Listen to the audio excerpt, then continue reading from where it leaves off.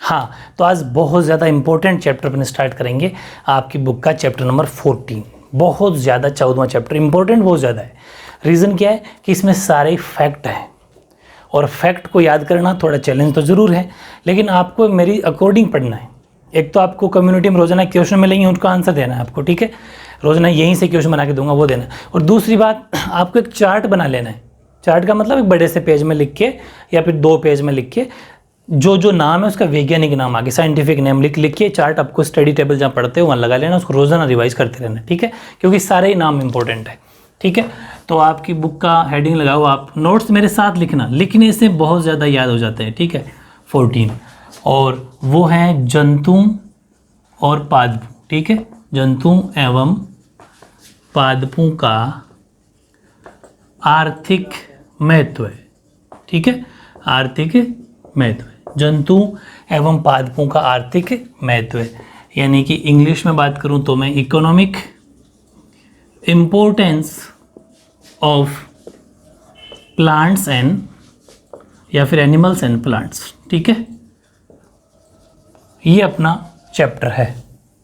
दूसरी बात, according to new syllabus, नए सिलेबस के अंदर पूरे 6 नंबर का ये चैप्टर है, तो बहुत ज़्यादा बड़ी बात होती है, 6 मार्क्स है कि नहीं। तो 6 नंबर जिसको लाना है वो आज से ही डेली, जो आपको पता है आधा घंटे का रोजाना आपको इस चैप्टर को पढ़ना होता है, जो वीडियो नया मिलेगा 4 बजे, डेली आपको ये आधा घंटा इसको रिवाइज करते रहना, डेली रिवीजन करते रहोगे, 1.5 घंटा वापस पीछे जाके वो चैप्टर पढ़ना है, और बहुत ही शानदार तैयारी अपने इस चैप्टर की हो जाएगी, क्योंकि फैक्ट बहुत ज़्यादा है। 3 या 4 वीडियो के अंदर ये चैप्टर कंप्लीट हो जाएगा, ठीक है। तो बहुत ज़्यादा मेहनत करनी है, चार्ट बना के लिखना है, रोज़ाना रिवाइज करना, बार बार रिवाइज करना है, वरना नाम भूल जाओगे इसके, ठीक है। तो अब अपन इसमें क्या क्या है पूरा सिस्टमेटिक ढंग से पढ़ेंगे, क्वेश्चन की फॉर्मेशन में, क्वेश्चन बना के, ठीक है। ओके, हाँ चलो फिर अब स्टार्ट करते हैं। पूरा बहुत ज़्यादा ध्यान से समझना, क्वेश्चन मतलब जो बन कैसे रही है थ्योरी, ठीक है। ये तो चलो बेसिक नॉलेज था, लेकिन ये जो चार्ट बनाया ना मैंने 3, इस चार्ट को दिमाग में फिट करना है कि फूड प्लांट्स कौन कौन से हैं, मतलब जो खाद्य पादप है वो कौन कौन से अपन पढ़ने वाले हैं, मेडिसिनल जो प्लांट्स हैं, मतलब जो औषधीय पौधे हैं वो कौन कौन से पादप है वो अपन पढ़ने वाले हैं, टिम्बर जो इमारती लकड़ी होती है फाइबर से रिलेटेड वो कौन कौन से हैं, यही एक एक आगे जाके टॉपिक बनेंगे। पूरी बात समझ में आ गई। फिर उसमें अपन एक जैसे पहले मैंने उठा लिया फूड इंपॉर्टेंस, फिर लूँगा इसमें पूरा करने के बाद लूँगा मेडिसिनल प्लांट्स, फिर टिम्बर। मेरी बात समझ में आ गई, ऐसे एक लेंगे। तो ये प्रोसेस दिमाग में इमेज बन जानी चाहिए कि चैप्टर में है क्या, समझ गए। तो वो ध्यान रखो। पहला अपन छोटी मोटी डेफिनेशन अगर एग्जाम में आ जाए कि आर्थिक वनस्पति विज्ञान किसे कहते हैं, मतलब व्हाट इज इकोनॉमिक बॉटनी, तो ये वो है 1 मार्क्स में। क्योंकि देखो इस बार क्या है कि डीपली के पेपर आने की चांस है, बहुत सारा डिलीट हो गया पोर्शन बहुत सारा, तो वहाँ से क्वेश्चन 1 मार्क्स में क्वेश्चन आने के पूरे चांस है। तो आर्थिक रूप से जो महत्वपूर्ण पादपों तथा उत्पादों का जो अध्ययन किया जाता है वो आर्थिक वनस्पति विज्ञान कहलाती है। वनस्पति का मतलब botany. Study of economically importance plants and their products is called economic botany, ठीक है। यानी जो इंपॉर्टेंस होते हैं इकोनॉमिकली प्लांट्स और प्रोडक्ट, उनकी जो हम स्टडी करते हैं वो इसके अंदर आती है। जैसे बायोलॉजी पढ़ते हैं तो बायोलॉजी के अंदर इंसानों के बारे में जीव विज्ञान पढ़ा जाता है, वैसे बॉटनी प्लांट्स के बारे में पढ़ा जाता है ना। ऐसे ही फिजिक्स केमिस्ट्री उस सब अलग अलग पोर्शन होते हैं। ये आप जो बायोलॉजी लेगा उस बायोलॉजी आगे पढ़ के उसके बॉटनी सब्जेक्ट होगा जो प्लांट्स के बारे में पढ़ेगा, ठीक है, वो वाली बात है। फिर अगली क्वेश्चन है वो है आर्थिक रूप से पादपों का वर्गीकरण, इकोनॉमिकल डिवीजन प्लांट्स का। अगर एग्जाम में आ जाए अलग से सिर्फ डिवीजन पूछे, मतलब इनका बंटवारा पूछे, विभाजन पूछे, तो 3 आपके कोर्स में दे रखें। फूड प्लांट्स होते हैं, मेडिसिनल प्लांट्स होते हैं, और टिम्बर या फाइबर से रिलेटेड प्लांट्स होते हैं। यानी कि खाद्य पादप होते हैं, औषधीय पादप होते हैं, इमारती काष्ठ और रेशे संबंधी पादप होते हैं। अब जैसे कौन कौन से, इनको सीधा सीधा याद कर लो। कोई 2-2, 3-3 भी याद हो जाएंगे तो बहुत है, ज़्यादा लोड नहीं लेना कि पूरे के पूरे तो नहीं, कोई 3-3 याद कर लो। खाद्य में तो सब जानते हो, अनाज हो गया, दालें होगी, तेल मसाले, पेय पदार्थ, सब्जियां, फल, कोई 3-4 याद कर लिए। सीरियल्स, पल्सेस, ऑयल, स्पाइसेस मतलब मसाले, ठीक है, beverages, vegetables, fruits etcetera. Second औषधीय पादप, जिससे हम औषधियाँ बनाते हैं, आयुर्वेदिक दवाइयों में इसमें ज़्यादा बनती है।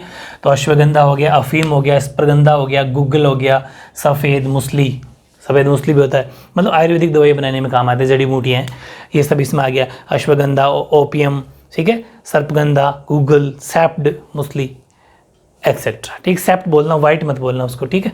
फिर है इमारती काष्ठ, इमारत जो महंगी लकड़ी होती है, सागवान, शीशम, रोहिड़ा, पहले पढ़ाया भी था मैंने आपको पिछले चैप्टर में, एक वर्ड आया था यहाँ पर, वो ये है सागवान, शीशम, रोहिड़ा, खेजड़ी, कपास, जोट, ये सब इमारती लकड़ी में आते हैं। टिम्बर या फाइब्रेटेड प्लांट्स होते हैं, टीक, शीशम, रोहिड़ा, खेजड़ी, कॉटन, जोट एक्सेट्रा। ईजी है ना, कोई लोड लेने की जरूरत बिल्कुल भी नहीं है। अब क्वेश्चन शुरू होते हैं यहाँ से, हद से ज़्यादा इंपॉर्टेंट है, और पूरी बात सुनो मेरी।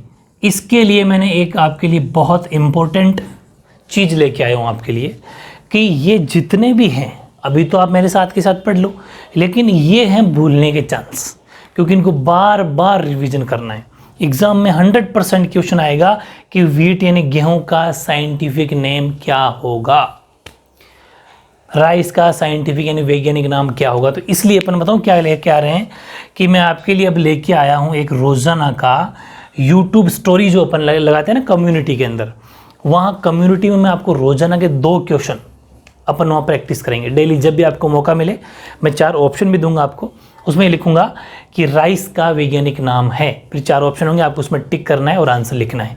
रोज़ाना के 2-2 कराऊंगा, तो मतलब अभी 50-60 दिन है, मतलब 100+ क्वेश्चन अपन कर लेंगे, इसके भी हो जाएंगे। पिछला जो क्वेश्चन किया था अपन ने, सॉरी चैप्टर किया था 12वां, उसके भी जैसे कि कौन कौन से अभ्यारण्य हैं, मतलब सेंचुरी वगैरह के नाम पूछ लूँगा कहाँ पर है, और मैथ्स के जितने बन जाए, क्योंकि 8-10 क्वेश्चन 1 मार्क्स में आ रहे हैं, इस पर ऑप्शनल आपके आ रहे हैं, तो उनके लिए अपन वो प्रैक्टिस किया करेंगे।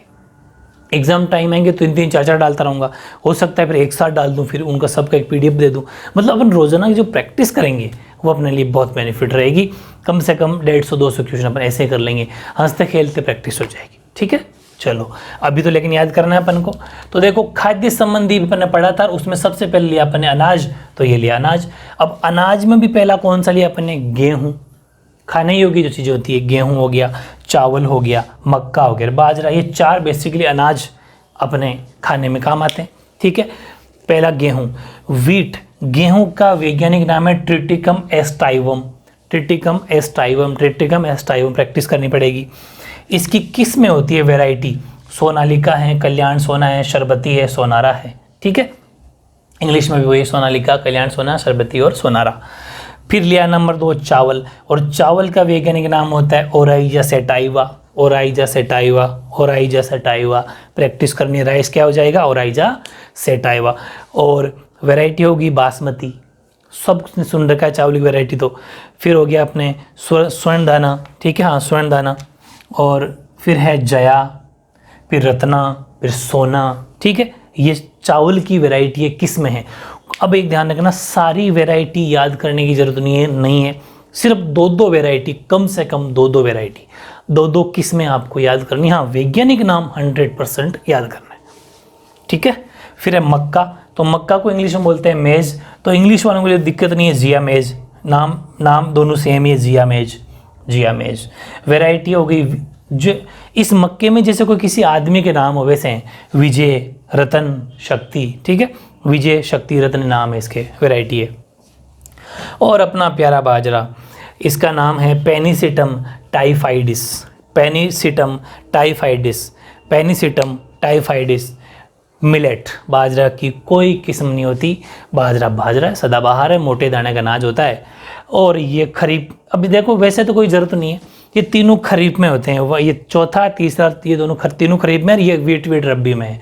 लेकिन वो वैसे भी ज़रूरत नहीं, क्योंकि रब्बी खरीफ हम पहले पढ़ चुके ज्योग्राफी में, तो वो वाली लाइन लिखने की ज़रूरत नहीं है। बस एक बार फिर बता दूं, वैज्ञानिक नाम और उनकी किस्में, वैरायटी, बस प्रैक्टिस करनी है।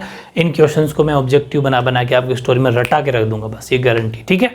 बस आपको रेगुलर नोट्स बनाते हुए चलना, आलस नहीं करना, नोट्स जरूर बनाना है, okay.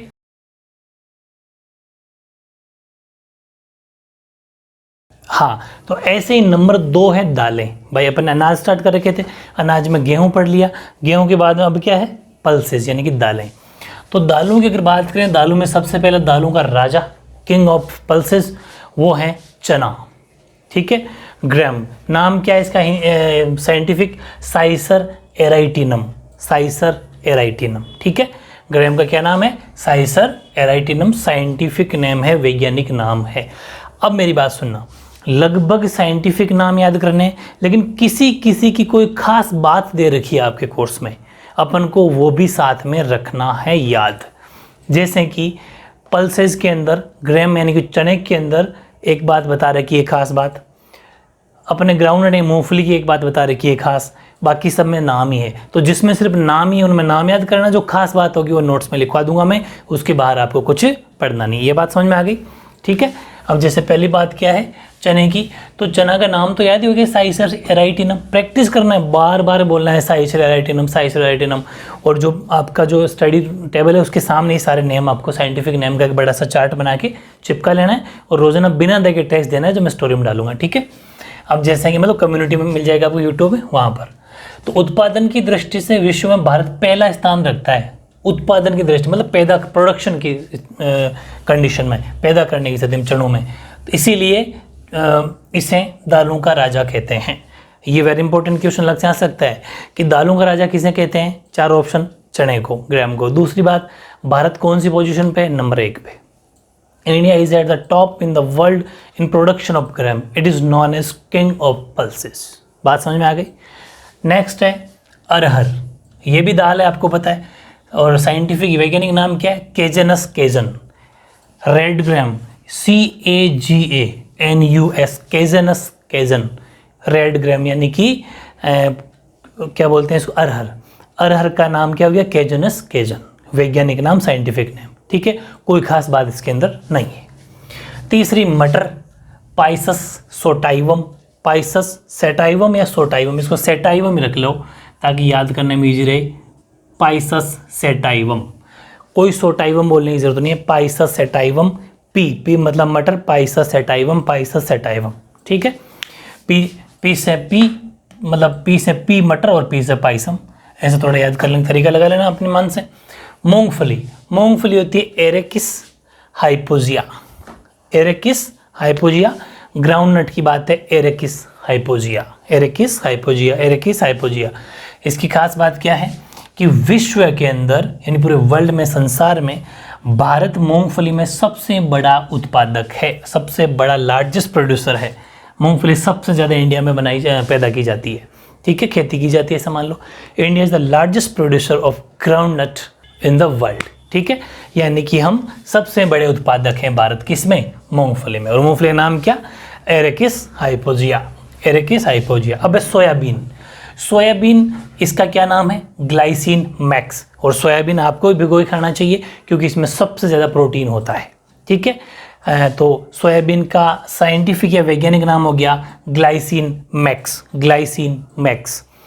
It contains the highest protein, इसकी खास बात क्या है कि इसमें सबसे ज़्यादा प्रोटीन पाया जाता है। It contains the highest protein, इसमें सर्वाधिक प्रोटीन पाई जाती है। ये था अपना दालें। तो अपन अनाज में क्या क्या पढ़ लिया, नंबर 1 गेहूँ पढ़ लिया, नंबर 2 दालें पढ़ ली, नंबर 3 है ऑयल, मतलब तेल वाले कौन कौन से पादप, जिससे हमें तेल मिलते हैं, वो कौन कौन से पादप हैं, प्लांट्स हैं। तो तेल उत्पादक पौधे हैं। उन तेल में भी देखो, तेल भी 2-3 तरह का होता है। एक जो अपन बालों पर लगाते हैं, खुशबू वाला तेल, एक जो अपन खाते हैं, नसन सब्जी वगैरह में यूज़ करते हैं, और एक जो खाते नहीं, एक खाद्य होता है, जो इज़ लाइक दवाइयों में आयुर्वेदिक तरह से उसको यूज़ किया जाता है। तो 3 हो गए एक तरीके से, कि एक तो खाने योग्य तेल यानी कि एडिबल ऑयल, दूसरा अखाद्य तेल यानी कि नॉन एडिबल ऑयल, तीसरा सुगंधित तेल यानी कि परफ्यूम्ड ऑयल, ठीक है। तो खाने योग्य तेल का मतलब जिसको हम खाते हैं, तो उसमें मूंगफली का तेल हो गया, नारियल का तेल हो गया, सोयाबीन का तेल हो गया, अलसी का तेल हो गया। कोई 2-3 एग्जाम्पल याद कर लो आराम से, यानी कि oil of groundnut, oil of coconut, oil of soybean, oil of अलसी, ईजी। और ये जो खाद्य तेल होते हैं, जो नॉन एडिबल ऑयल होते हैं, वो अरंडी का तेल है, तारपीन का तेल है, इनको खाया नहीं जाता, ठीक है। अरंडी का यानी ऑयल ऑफ कास्टर, CASTUR, और ऑयल ऑफ तारपीन एक्सेट्रा, ये हैं अखाद्य तेल होते हैं जिनको अपन खाते नहीं। फिर हैं सुगंधित तेल, खुशबू जिसमें आती है, कपूर हैं, कपूर का तेल है, चंदन का तेल है, लौंग का तेल है, खस का तेल है, ठीक है। कपूर, सैंडल, क्लोव, खस ऑयल एक्सेट्रा, ठीक है। ये हो गए परफ्यूम्ड ऑयल। तो नंबर 3 अपन ने क्या पढ़ लिया, तेल।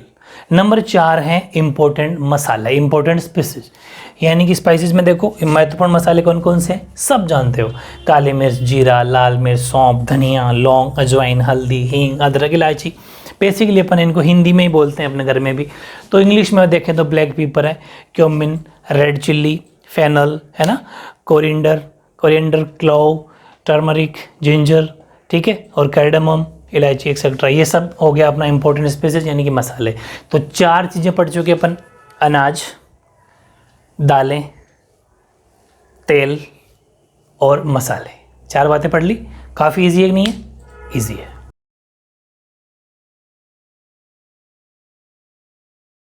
हाँ, ऐसे ही नंबर 5 देखो, बेवरेजेस का मतलब पेय पदार्थ। देखो मैं वही सिस्टम बता रहा हूँ जो फर्स्ट क्वेश्चन नंबर लिया था ना, उसमें मैंने आपको एग्जांपल बताए थे, वैसे नंबरिंग याद आ रही है, ठीक है। नंबर 5 पे पहुँच गए अपन। पहला क्या पढ़ा अपन ने? गेहूँ मतलब अनाज पढ़े, ठीक है। वैसे ही फिर दालें पढ़ी, फिर तेल पढ़ा, फिर अब ये हो गया अपने, इससे पहले पढ़े मसाले, 4 ये 5 हो गया। टी पहला है, इसमें पेय पदार्थ अपन ज़्यादा क्या पीते हैं? टी और कॉफ़ी। तो टी किससे बनता है और कॉफ़ी किससे बनती है? दोनों वेरी वेरी वेरी इंपॉर्टेंट है, क्वेश्चन एग्जाम में आया है। पहला क्या है? चाय। तो चाय एक पौधे से बनता है, कामेलिया साइनेंसिस पौधे की पत्तियों से। तो देखो आपको कामेलिया साइनेंसिस पौधा की पत्ती, अब आपको याद कैसे करना है कि ऐसा मान लो कि ये इसका वैज्ञानिक नाम है, मान के चलना, हालांकि ये पौधे से बनता है, इसके पौधे से, लेकिन मान के चलना। तो उस चार्ट जब बनाओ ना आप, वो उसमें टी बराबर कामेलिया साइनेंसिस लिख लेना, मतलब समझ, और ब्रेक लिख देना पौधा, मतलब आप इतना ही पूरी लाइन मत लिखना ये, क्योंकि वो फिर छोटा सा चार्ट बनाना है अपन को शॉर्ट में, तो आपको नाम ये लिखना है, तो आपको याद करने में आसानी रहेगी। लेकिन आपको पता तो ये ही कि पौधे से बनता है इसकी पत्तियाँ, ठीक है। तो कामेलिया साइनेंसिस पौधे की पत्तियों से चाय बनती है, तो ये वेरी इंपॉर्टेंट है। Camellia sinensis obtained from young leaves of plants, हरी पत्तियाँ जो होती हैं उनको फिर सुखा के बनाई जाती है। फिर कॉफ़ी की बात की जाए तो काफिया अरेबिका, ये तो इसके नाम से ही है, कॉफिया अरेबिका पौधे के भुने हुए बीजों से तैयार की जाती है। Coffea arabica is obtained from roasted seeds of plants, इसके जो अरेबिका पौधा होता है उसके जो दाने होते हैं उनको भून के बनाई जाती है, ठीक है, कॉफ़ी बनाई जाती है, बहुत ईजी है। और अब नंबर 6 आया सब्जियां। अब सब्जियों वाला टॉपिक बहुत बड़ा है, ठीक है, और सारे फैक्ट ही फैक्ट है, इसलिए इसमें पहला पोर्शन लिया अपने ऑब्टेन्ड फ्रॉम रूट्स। भाई सब्जियां तो कुछ तो जड़ों से मिलती है, कुछ पौधे की पत्तियों से मिलती है, ठीक है, अलग अलग तरह की है, इसलिए अपन सबसे पहला पार्ट ले रहे हैं। सब्जियों में भी पहला पार्ट जड़ों से, ऑब्टेन्ड फ्रॉम रूट्स, जो हमें जड़ों से मिलती है, जैसे कि गाजर है, ठीक है, जैसे कि जड़ों से प्राप्त में पहला गाजर जड़ से मिलती है। कैसे? जड़ का मतलब जिसको अपन खींच के पौधे को निकालते हैं तो उसकी जड़ होती है, वो ही खाने योग्य होती है, ठीक है, तो वो मैं बताना चाह रहा हूँ। तो गाजर का साइंटिफिक नेम क्या हो गया? डागस कैरोटा।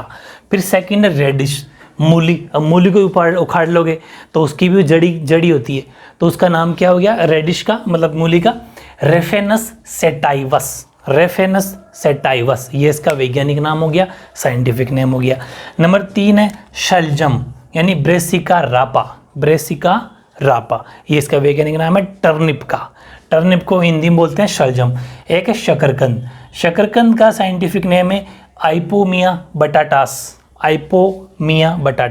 स्वीट पोटैटो बोलते हैं इसको, आइपोमिया बटाटास इसका वैज्ञानिक या साइंटिफिक नेम है।